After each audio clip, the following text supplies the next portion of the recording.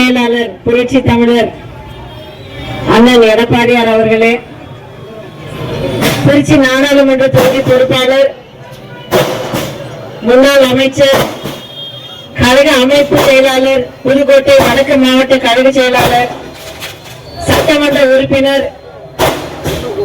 அருமை சகோதரர் doctor C Vijayabaskar அவர்களே, இந்த அருமையான நிகழ்ச்சியை ஏற்பாடு செய்திருக்கிற அத்தனை மாவட்ட பொறுப்பாளர்களும், நிர்வாகிகளும், வட்ட செயலாளர்களும், இங்கே நம்மளோட கலந்து கொண்டுள்ள கூட்டமை கட்சிகளான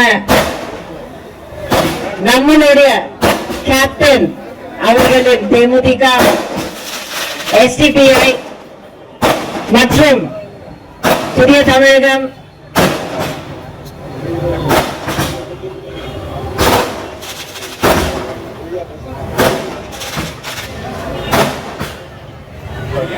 மகாநகர மாவட்ட செயலாளர் அருமை சகோதரர் ஸ்ரீனிவாசன் அவர்களுக்கு மிக்க நன்றி. இங்கே கூடியிருக்கும் பெரியோர்களும், தாய்மார்களும், சகோதர சகோதரிகளும், நண்பர்களும், ஊடக நண்பர்களும், மக்களை எந்நேரம் காக்கும் காவல்துறையினர்களும் அனைவருக்கும் என்னுடைய வணக்கத்தை தெரிவிச்சுக்கிறேன். ரொம்ப முக்கியமான ஒரு கட்டத்தில் நம்ம அனைவரும் இன்னைக்கு சந்திச்சிருக்கோம். இன்னொரு நாடாளுமன்ற தேர்தலை நோக்கி ரொம்ப வேகமாவே ஓடிக்கொண்டிட்டு இருக்கோம்.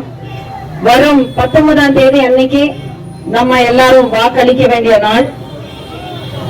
அடுத்த 5 ஆண்டு காலத்துக்கு நம்மளுடைய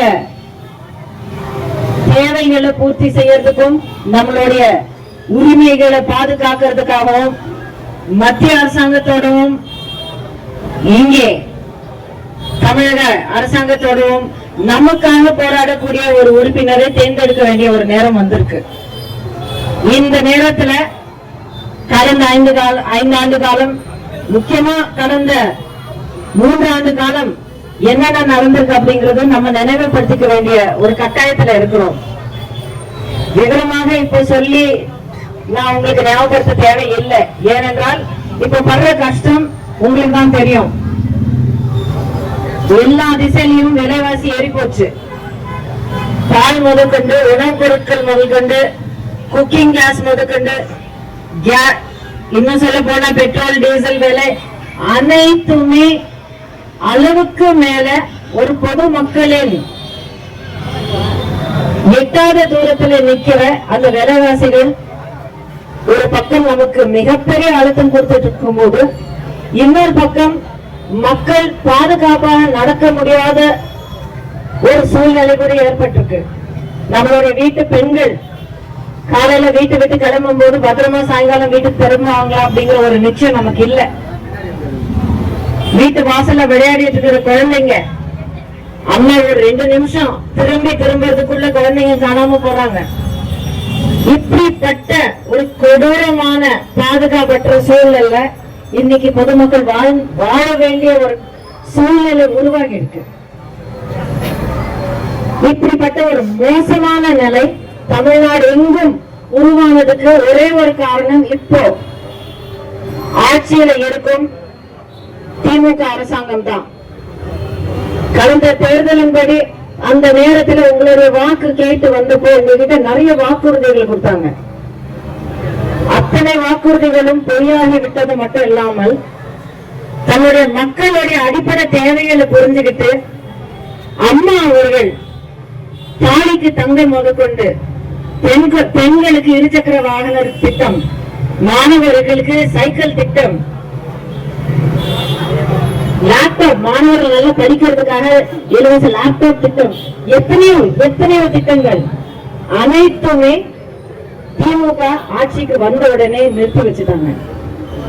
மக்கள் அனைவரும் நல்லபடியா வயிறு நிறைய சாப்பிடணும் அப்படிங்கிறதுக்காக அன்னபூர்ணியான நம்ம அம்மா நமக்கு கொடுத்த அம்மா உணவகம், மக்கள் அனைவருக்கும் சமமான மருத்துவ வசதி கிடைக்கணும் அப்படிங்கிறதுக்காக அண்ணன் எடப்பாடியார் அவர்கள் கொடுத்திருந்த அம்மா கிளினிக்குகள், உணவு பாதுகாப்பு, மருத்துவ வசதி, தங்கும் வீடு அனைத்துமே நம்மளுடைய எதிர்காலத்தை தீர்மானிக்கக்கூடிய கல்வி வாய்ப்புகள் அனைத்துமே இன்னைக்கு எந்த ஒரு வெளிச்சமும் இல்லாமல் எந்த ஒரு வழியும் இல்லாமல் எல்லா திசையிலையும் மூடி வச்சிருக்கிறது திமுக அரசாங்கம்.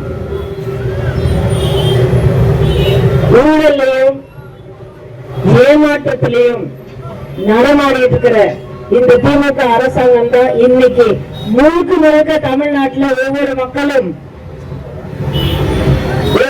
எதிர்பார்த்து போராடி இருக்கிற இந்த கஷ்டங்களுக்கான ஒரு முழு காரணமா இருக்காங்க.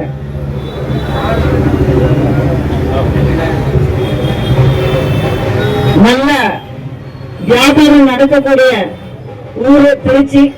வியாபாரிகள் ஜிஎஸ்டி போன்ற பல விஷயங்களால எவ்வளவு கஷ்டப்படுறாங்க அப்படிங்கிறது அனைவருக்கும் தெரிஞ்ச செய்திகளை உண்மைத்தன்மையுடன் உடனுக்குடன் தெரிந்து கொள்ள தி கிரேட் இந்தியா நியூஸ் சேனலுக்கு சப்ஸ்கிரைப் செய்து எங்களுடன் இணைந்திருங்கள். எப்போதும்